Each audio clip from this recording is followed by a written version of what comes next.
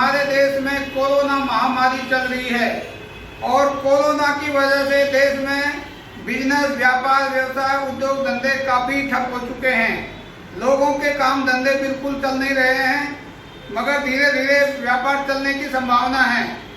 इसके साथ ही अगर व्यापार ढंग से नहीं चल रहे, केवल कोरोना ही एक वजह नहीं है, क्योंकि और भी बहुत सारे पहलू हैं। हमने एक भारत लोक सहयोग पार्टी के राष्ट्रीय अध्यक्ष राजेश गुप्ता जी से हमने इस बारे में मुलाकात की और उन्होंने आरक्षण को देश की इकोनॉमी के लिए एक बड़ा मुद्दा बताया। आइए जानते हैं कि उन्होंने इस बारे में और क्या कहा। मैं राजेश गुप्ता, राष्ट्रीय अध्यक्ष भारत लोक सेवक पार्टी। सर, आजकल जो पूरे वर्ल्ड में कोरोना महामारी फैली हुई है, उसमें और अपने भारत में इसको लेकर काफ़ी गवर्नमेंट सरकार इसमें अच्छा कुछ कर रही है। अर्थव्यवस्था काफ़ी इस समय काफ़ी गत में जा चुकी है और मोदी गवर्नमेंट ने इसको ऊपर उठाने के लिए कई आर्थिक पैकेज दिए हैं, तो इसको आप कितना सही मानते हैं? देखिए, जो अर्थव्यवस्था हमारी गर्त में जा चुकी है, इसके लिए कोरोना अकेला जिम्मेवार नहीं है। कोरोना ने भी अपना एक पार्ट और एक भूमिका अदा की है, जिसकी वजह से आर्थिक जो है व्यवस्था पे असर आया है। लेकिन वो पीरियड ख़त्म हो चुका था। एक लॉकडाउन का पीरियड था, वो 2 या 3 महीने का।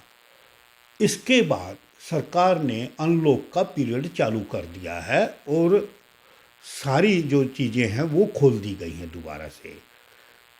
तो अर्थव्यवस्था तो अब जो है, अगर कोरोना की वजह से होती तो दोबारा से चालू हो जाती। जहाँ तक रही आर्थिक पैकेज की बात आपने पूछी है कि आर्थिक पैकेज किसको दिया गया है और कैसे दिया गया है, किन लोगों को दिया गया है, कोई ज़मीनी स्तर पे तो नज़र नहीं आ रहा है। जहाँ तक मेरा अपना पर्सनल कांटेक्ट है, जो छोटे कुटीर उद्योग हैं या छोटे उद्योग वाले हैं, चाहे कहीं पे भी हैं, किसी बात का उनको कोई भी पैकेज या राहत नहीं मिल रही है। और ना ही इस तरीके की राहतों से बहुत ज़्यादा दिन तक काम चलता है। जो हमारे उद्योग धंधे हैं, अगर सरकार उनको ईमानदारी से चलाना चाहती है तो उनकी जो कॉस्ट है, जो वो माल प्रोड्यूस करते हैं, सरकार को ऐसी नीतियां बनानी पड़ेंगी कि उनको जो है अपना माल दूसरे देशों के कंपटीशन में जाए तो उनका माल उन देशों में जो वो पैदा कर रहे हैं, कोई भी आइटम है, हम वो यहाँ पे हमारे देश में सस्ती बने। एक ह्यूमन साइकोलॉजी है, मानव स्वभाव है, वो सस्ता और बढ़िया खरीदना चाहता है। तो जब तक हमारे उद्योग धंधे नहीं चल सकते, जब तक कि उनका माल सस्ता और गुणवत्ता में दूसरे देशों के माल से अच्छा नहीं होगा। क्वालिटी भी इम्प्रूव होनी चाहिए हमारे और चीप भी होना चाहिए। मुझे नहीं लगता कि सरकार चाहे ये हो या इससे पहले कोई दूसरी सरकारें थी, वो इस बात पे ध्यान नहीं देती है। और हमारे उद्योग धंधों का जो माल महंगा इसलिए बनता है, हमारे यहाँ जो टैक्स का सिस्टम है, जो सरकार कर लगाती है, जैसे मान लीजिए पेट्रोल है या डीजल है या बिजली की दरें हो जो उद्योग धंधों को लगती है। मान लीजिए सरकार, कोई भी सरकार, आपने 100 यूनिट बिजली फ्री कर दी, तो वो उद्योग धंधों की मान लीजिए 10 रुपये यूनिट की जगह 20 रुपये यूनिट कर देंगे। और कोई पैकेज आप देना चाहते हैं वोट लेने के लिए, तो डीजल के प्राइस बढ़ा देंगे, पेट्रोल के प्राइस बढ़ा देंगे। अब एक देश जो है, भारत से अलग देश है वो, मान लीजिए जहाँ पे इंडस्ट्री को बिजली की यूनिट मिल रही है 10 रुपये पर यूनिट, पेट्रोल उस देश में है 40 रुपये यूनिट, 40 रुपये लीटर, या डीजल है 40 रुपये लीटर। तो माल जो है किस इंडस्ट्री का, जो भारत में जहां मान लीजिए 20 रुपये यूनिट है और 80 रुपये लीटर या 80 रुपये डीजल पेट्रोल मिल रहा है, और दूसरे देश में 10 रुपये है तो माल तो अपने आप स्वाभाविक जो है उस देश का सस्ता बनेगा, हमारा तो सस्ता बनेगा नहीं। और पूरी दुनिया एक सांसारिक गांव की तरह से हो गई है, ग्लोबल विलेज की तरह से हो गई है। हम किसी दूसरे देश का माल अपने देश में आने से नहीं रोक सकते, और हम अपना माल अगर दूसरे देशों में बेचना चाहते हैं तो हमें जो है अपने माल की क्वालिटी भी सुधारनी पड़ेगी और सस्ता भी बनाना पड़ेगा। अब जब तक उद्योग धंधे नहीं चलेंगे, किसी मजदूर को नौकरी नहीं मिलेगी। जो इंडस्ट्रियां हैं वो बंद होती जा रही हैं, बहुत सारे लोगों की नौकरियां जा रही हैं, चाहे वो ऑटोमोबाइल का सेक्टर है, चाहे वो सीमेंट का सेक्टर है, चाहे वो स्टील का सेक्टर है, और दूसरे कोई और उद्योग धंधे हैं, वो सब फेल हो रहे हैं उनके फेलियर की वजह से, क्योंकि दूसरे देशों में हमारा माल नहीं बिकता है। और हमारे यहाँ जब उद्योग धंधे नहीं चलेंगे, नौकरियां नहीं लगेंगी, तो देश बर्बाद हो जाएगा। और सरकार की भी जो इनकम होती है वो टैक्स लगा के ही होती है। तो सरकार जब उद्योग धंधे नहीं चलेंगे, लोगों की परचेजिंग पावर, क्रय शक्ति नहीं रहेगी, तो सरकार कहाँ से टैक्स लेगी? तो सरकार के पास टैक्स नहीं आएगा तो सरकार के जो एसेट होते हैं उनको बेचना पड़ेगा। कब तक एसेट बेचेगी? देश बर्बाद होने की कगार पर खड़ा हो गया है। और सरकार जो टैक्स लेके, कुछ सरकार के हाथ में मेन 3 चीजें हैं जो कि सरकार को क्वालिटी की प्रोवाइड करनी चाहिए कम से कम लोगों को। एक तो सरकारी स्कूल, एक सरकारी अस्पताल, एक सरकारी ट्रांसपोर्टेशन सिस्टम। 3 बेसिक चीजें। जिन देशों ने तरक्की की है या जो आगे बढ़े हुए देश हैं, उनके पास भी ये 3 चीजें सरकार क्वालिटी की प्रोड्यूस करके देती है। तो उसके ऊपर जो है हमारी सरकार ध्यान नहीं दे रही है। सरकार वोट बैंक के चक्कर में आरक्षण लागू किए हुए, आरक्षण की वजह से तीनों ही चीजें घटिया क्वालिटी की हो गई हैं और कोई इनका इस्तेमाल नहीं करना चाहता। जो इस्तेमाल करता है वो देश की गरीब जनता है। गरीब जनता में मजदूर और किसान सबसे ज्यादा हमारे देश का गरीब है। लेकिन अब उद्योग धंधे नहीं चलेंगे, नौकरियां नहीं लगेंगी, तो क्या होगा पूरे देश का? किसके पास पैसे आएंगे? कैसे चलेंगे लोग? एक दूसरे के बगैर एक दूसरे पर डिपेंड है। ये तो सरकार गलत लोगों के हाथों में, इसमें सरकार हो या विपक्ष हो, जब तक देश के अंदर से आरक्षण समाप्त नहीं होगा कोई भी काम सफल नहीं हो सकता और देश बर्बादी की राह पर रहेगा। मैं ये विश्वास के साथ कह सकता हूँ, देश को आगे बढ़ाना है, देश में से आर्थिक संकट खत्म करना है, तो पहले आरक्षण को समाप्त कीजिए। जब ये संकट समाप्त होगा, अदरवाइज नहीं। सभी समस्याओं की मूल जड़ आरक्षण है। अगर आरक्षण खत्म नहीं होगा, देश दोबारा गुलाम हो जाएगा। मैं ये कह रहा हूँ। मतलब आपके कहने का मतलब है कि इस समय जो अर्थव्यवस्था का जो ढांचा जिस तरह के गिर रहा है और उसके मूल में आरक्षण है, चाहे वो इंटरनेशनल लेवल पे हम कंपटीशन नहीं कर पा रहे हैं, कच्चा माल या टैक्स बढ़ा रही है गवर्नमेंट। अगर टैक्स का दुरुपयोग होगा, मिसयूज ऑफ टैक्स होगा, तो क्या होगा? आप इसको थोड़ा सा यूं समझ लीजिए। आप घर से चलिए, घर और देश में कोई अंतर नहीं है। अगर किसी घर की अर्थव्यवस्था तब खराब होती है तब उस घर के लोग अपनी इनकम से ज़्यादा खर्च करें या ऐशगर्दी करें या जो पैसे हैं उनको बर्बाद करें। और मान लीजिए बाप दादों ने भी कमा के दे रखा हो और बच्चे बर्बाद करना शुरू कर दे, ऐशगर्दी करना शुरू कर दे, तो वो घर कब तक रहेगा? एसेट बिकेंगी, जमीन जायदाद बिक जाती है कि नहीं बिक जाती है? तो ऐसे ही देश बिक जाएगा। अगर इनकम नहीं होगी सरकार की तो सरकार को तो बेचना पड़ेगा। इनकम का फिर इनकम से ज़्यादा खर्च करे और इनकम का भी। अब आप मैंने घर से लिया, इनकम है आपकी मान लीजिए, और आप अपने परिवार पे ना खर्च करके उसके शराब पी जाओ, रंडीबाजी करो, वेश्यागर्दी करो, आवारागर्दी करो, तो आपके परिवार का क्या हाल होगा? और आपके परिवार के लोग फिर आपके जो एसेट उनको बेचेंगे।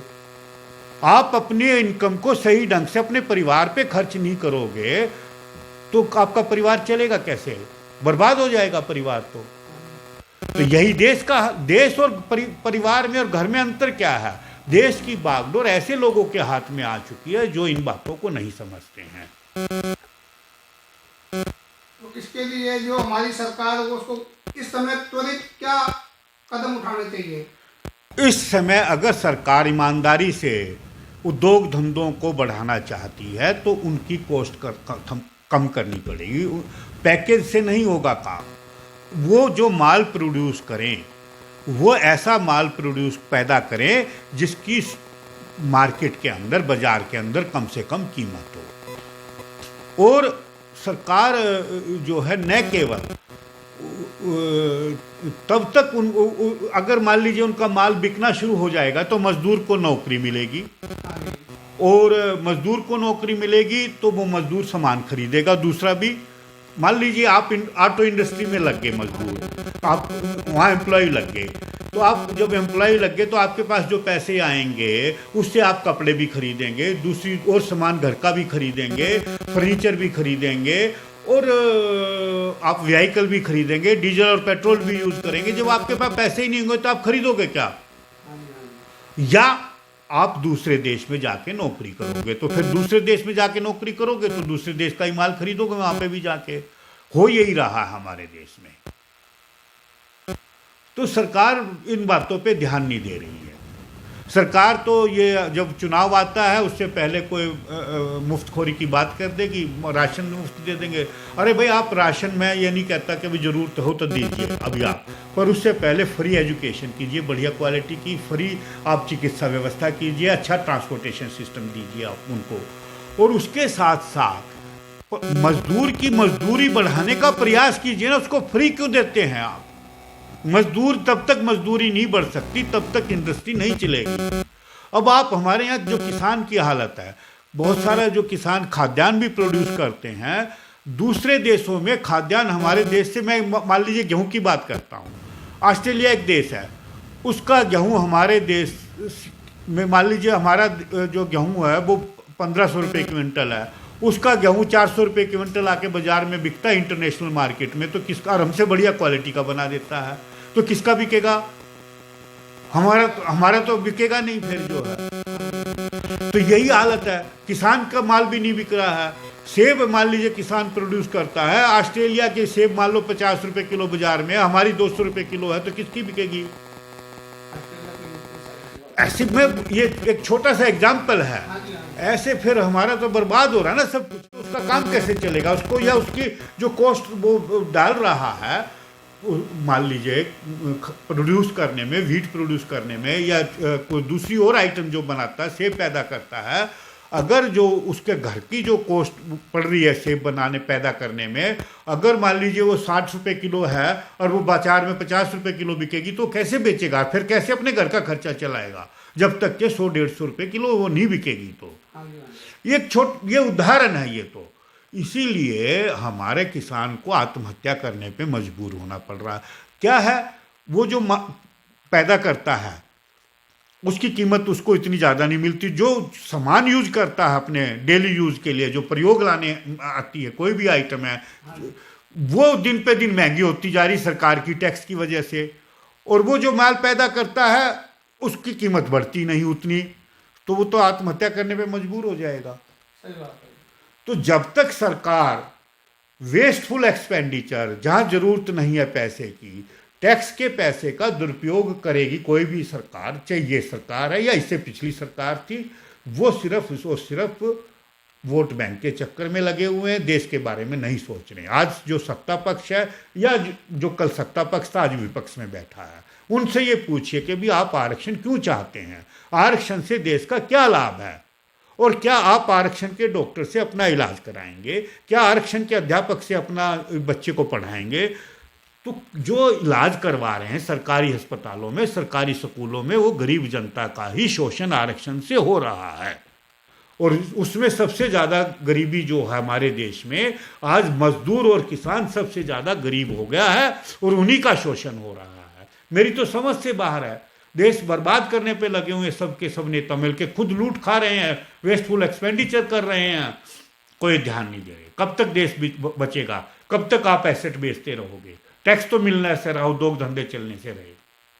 उद्योग धंधे कैसे चलेंगे आपके जब तक आप इंटरनेशनल मार्केट में अपना माल नहीं बेचेंगे?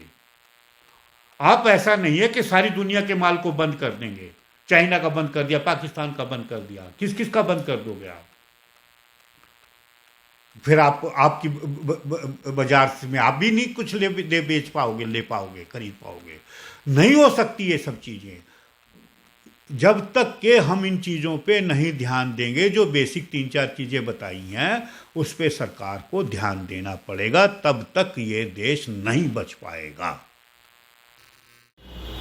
तो ये थे राजेश गुप्ता जी भारत लोक सेवक पार्टी के, और आपको इनके विचार कैसे लगे हमें कमेंट बॉक्स में जरूर बताएं। आप इस बारे में क्या सोचते हैं कमेंट बॉक्स में हमें जरूर बताएं। साथ ही सलाम दिल्ली न्यूज़ को जरूर सब्सक्राइब करें, और इस वीडियो को अगर पसंद आया हो तो ज़्यादा से ज़्यादा लोगों को शेयर करें, सब्सक्राइब करें। नमस्कार।